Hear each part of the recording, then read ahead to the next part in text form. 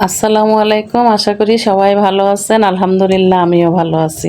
আজকে আমি ভর্তা লাড়া দিব।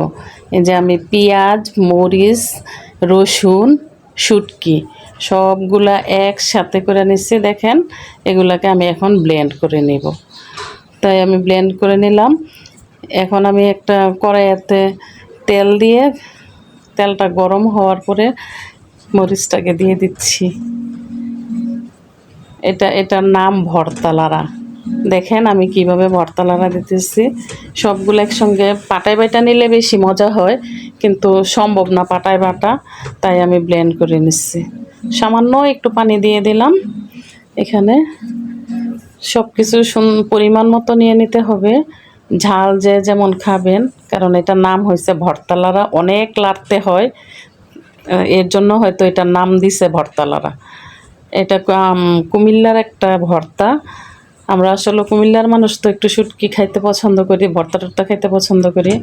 তো আমার স্নেহের মেয়েরা, আদরের বৌমারা ও প্রিয় আপুরা, তোমরা যারা এই ভর্তাটা নাড়া দিবে, অবশ্যই অবশ্যই চুলার আঁচটা কমাই নিতে হবে।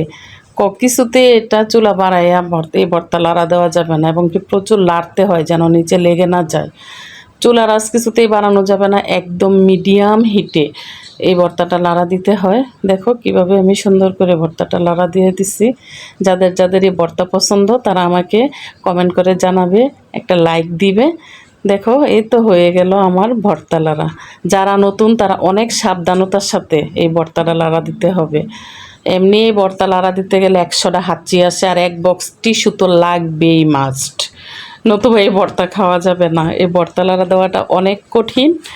একটু ধৈর্য ধরে আস্তে আস্তে ভর্তাটা লাড়া দিতে হয়। যেহেতু নামই এটার ভর্তা লাড়া, অনেকক্ষণ নাড়তে হয়, তারপরে এই ভর্তাটা তৈরি হয়। আস্তে আস্তে লো হিটে এটাকে ভাজতে হয়। এই যে দেখো আমার কেমন একদম কড়াইতে লাগবে না যখন ভর্তাটা হয়ে আসবে। এই তো হয়ে গেল আমার ভর্তা লাড়া। এটা গরম ভাতের সাথে খাইতে খুব ভালো লাগে। যাদের যাদের এই ভর্তাটা পছন্দ তারা অবশ্যই আমাকে কমেন্ট করে জানাবেন।